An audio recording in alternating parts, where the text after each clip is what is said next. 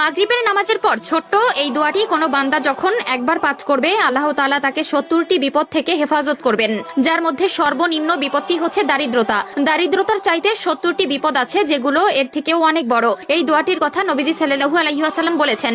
তিনি বলেন, কোনো বান্দা যখন বিপদের মধ্যে পড়বে, মুসনাদে আহমদের বর্ণনা এসেছে, কোনো বান্দা যখন বিপদের মধ্যে পড়বে তখন যদি বিপদে পড়ার পর সে এই দোয়াটি পড়বে, পড়ার সাথে সাথে আল্লাহ তাআলা তার প্রতি ধেয়ে আসা 70টি বিপদ থেকে তাকে রক্ষা করবে। কাজেই ভিডিওটি মোটেই এড়িয়ে যাবেন না। আমাদের মধ্যে এমন অনেকে আছে যাদের বিপদ পিছু ছাড়ে না, সব সময় দুর্ঘটনা, অনটন এবং দারিদ্রতা লেগেই থাকে, কোনো কিছুতেই যেন তাদের সংসারে উন্নতি আসে না। কিন্তু ছোট্ট এই একটি দোয়ার মাধ্যমে সেই ঘরটি হয়ে উঠবে একটি ফুল বাগিচার মতো সুন্দর রূপে।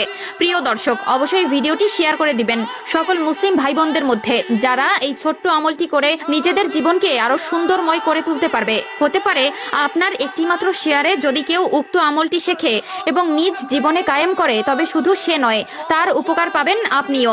কাজেই ভিডিওটি শেয়ার করে দিবেন। মাগরিবের নামাজের পর ছোট্ট এই আমলটি এতটা মারাত্মকভাবে আমাদের জীবনে প্রভাব ফেলে তা হয়তো অনেকেরই অজানা। এমন অনেকে আছে যাদের এই দোয়াটি সম্পূর্ণ মুখস্থ আছে, তবে তারা এই দোয়াটির ফজিলত সম্পর্কে না জানায় এর প্রকৃত আমল করতে পারে না। প্রতিনিয়ত আমরা আল্লাহ তাআলার কাছে নিজের বিপদ মুক্তি ও শান্তির জন্য কতই না দোয়া করে থাকি, তবে সকল দোয়া কিন্তু কবুল হয় না। কিন্তু ছোট্ট এই দোয়াটি এত পরিমাণ শক্তিশালী, কেউ যদি চলতি পথে এই দোয়াটি পবিত্র অবস্থায় নেক মনে আল্লাহর স্মরণে একবার পাঠ করে, তবে সেই বান্দার আমল নামায় 70 লাখ নেকি জমা করা হবে এবং বান্দার করা 70 লাখ গুনাহ মাফ করা হবে।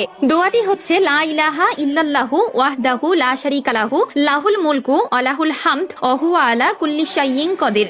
যদি কোনো বান্দা ছোট্ট এই দোয়াটি প্রতিদিন নিয়ম করে 3 বার কিংবা তার থেকে বেশি পাঠ করতে পারে, তবে আল্লাহ তাআলা তার দিকে আগত 70টি বিপদ নিঃশেষ করে দিবেন।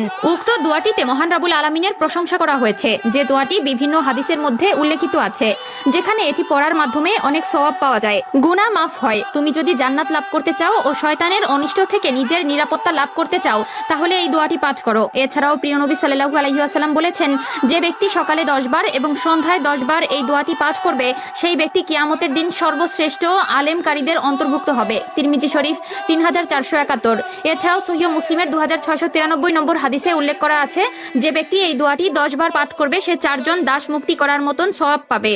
এছাড়াও রাসূলুল্লাহ সাল্লাল্লাহু আলাইহি ওয়াসাল্লাম বলেন, আল্লাহর কাছে সবচেয়ে প্রিয় বাক্য হচ্ছে 4টি: 1 সুবহানাল্লাহ, 2 আলহামদুলিল্লাহ, 3 লা ইলাহা ইল্লাল্লাহ, 4 আল্লাহু আকবার। কাজেই উক্ত দোয়াটি যাদের আগে থেকেই মুখস্থ ছিল, তারা অবশ্যই একবার আলহামদুলিল্লাহ কমেন্ট করবেন। আল্লাহ তাআলা সকলকে নেক বুদ্ধি ও উক্ত দোয়াটি প্রতিনিয়ত পাঠ করার তৌফিক দান করুক, আমিন।